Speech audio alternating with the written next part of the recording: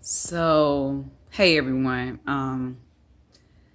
The kids and the husband have gone out to enjoy themselves for a little while, which is always a good thing to get quiet time as a mother. You know, we don't get much of that. I just finished cleaning out my closet. And on part one, I told you guys that we got to clean out to make room. Now, I got success, I got a lot of stuff.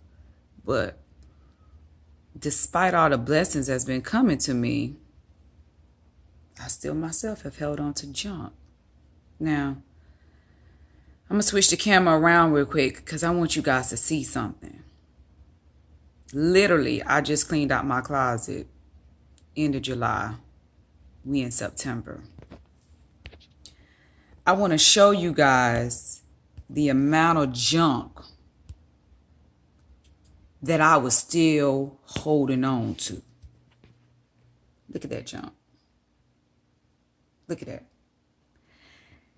That's a lot of junk, and some of that stuff in that pile got tags on it. Literally tags on it. There's several shoes over there that got tags. There's several dresses, shirts, they got tags on it. And I'm not going to go throw it in the dumpster. I'm going to bag it up. I'm going to take it to my, to a place of need. And I'm going to bless another young lady that wears a size 7, 7.5, medium, whatever those sizes is. So she can go out there and be what? Great. The season's ending. Granted, summer's ending, but it ain't just summer items over there. There's fall, there's winter, there's every type of item that you can think of over there that another young lady can use to go out there and be great. Now, I want to elaborate on when I say when we cried to God. Remember when we cried to God too? And I know you guys are somehow, first, let me give the disclaimer. I ain't nobody's preacher. I just got a relationship with God. That's what I have. And so because I do have a relationship with him, of course, there come experience. And through that experience, there comes test. And those tests have become testimonies.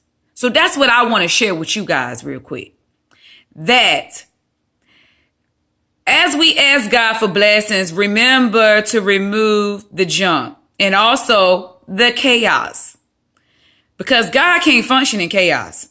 He don't. He will not function in chaos.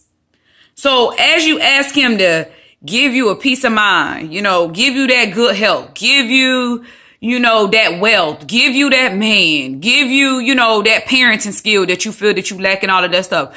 Make sure that you remove the chaotic things that's now taking that place. You know what I'm saying? The chaotic things that you want to be replaced with calmness, with greatness, with success. Move those things because God don't work like that.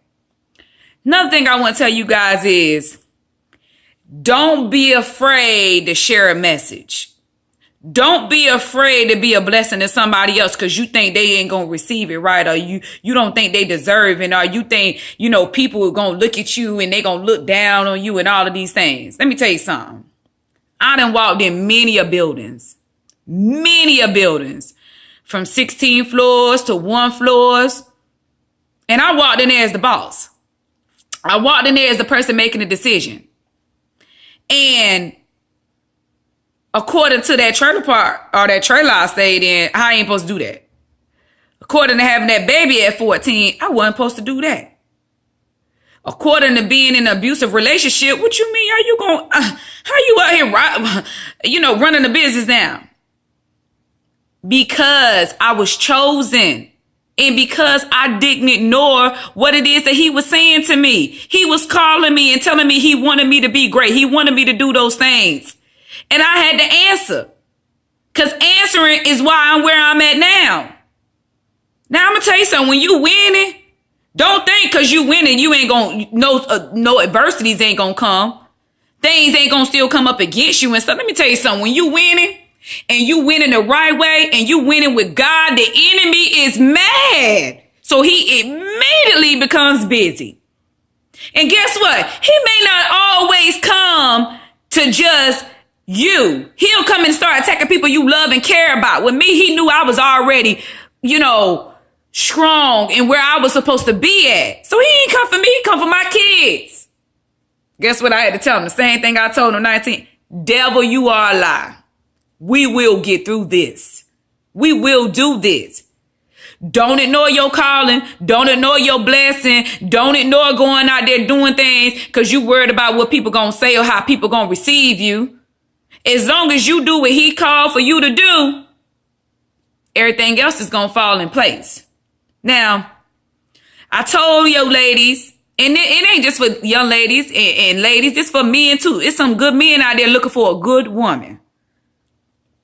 That in order for y'all to get that fixed man or that fixed woman, you got to clean up, right?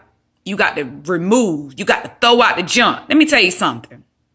Sometimes we look at ourselves in the mirror and we see, oh, she's beautiful. Oh, she is.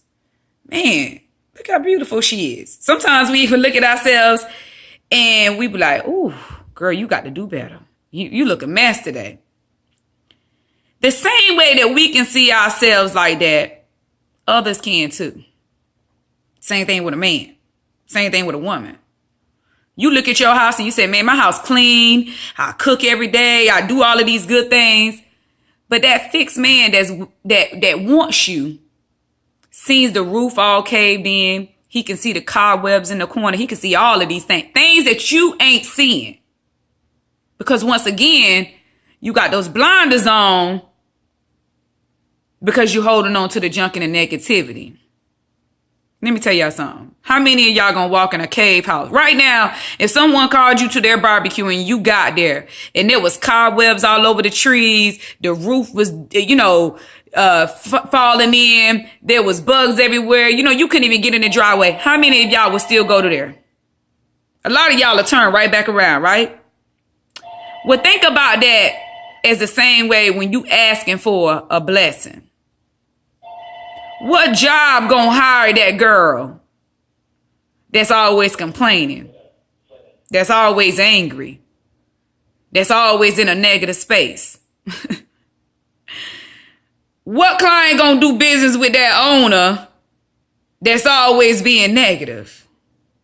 What man gonna walk into chaos, or woman gonna walk into chaos? Remove the junk. Make room, guys. Make room for your blessing. Some of y'all gonna look at that pastor. Ooh, that was a lot of stuff. You know what I look at that? Say, that junk gone. And I looked at God and said, okay, I'm ready for some more. I'm ready for some more blessings. You ain't got to tell me what your prayer is. You ain't got to tell the person sitting beside you. Long as he knows. But while you asking for that blessing, make sure you make room. Make sure you put yourself, because somebody tell you, well, how you going, only God can fix you. You granted, God can't fix you. But in order to be fixed, you got to want to be fixed. And in order to want to be fixed, you got to make necessary steps. You can't say, Lord, I want to be fixed this second. And as soon as you open your eyes, you talking about the wrong thing. You going back doing the wrong thing. You eating the wrong thing. You doing all of these things wrong. But then you close your eyes, Lord, but I need this. He's not a messy God. He don't work in chaos. As they always say, without work, faith is pointless. You gotta have, same way you being faithful, you got to work too. You got to put the work in. Once again, guys, I just want to give y'all that part 2. I want to show you guys that I lived up to what it was that I was preaching to you guys about earlier on Saturday morning. I removed the junk. And now this junk is about to be a blessing to someone else. But guess what? I can't have room for them shoes and those clothes and all that stuff because I done told God what I want. And I had to make room in my closet in order to get that. Until next time, guys. Bye.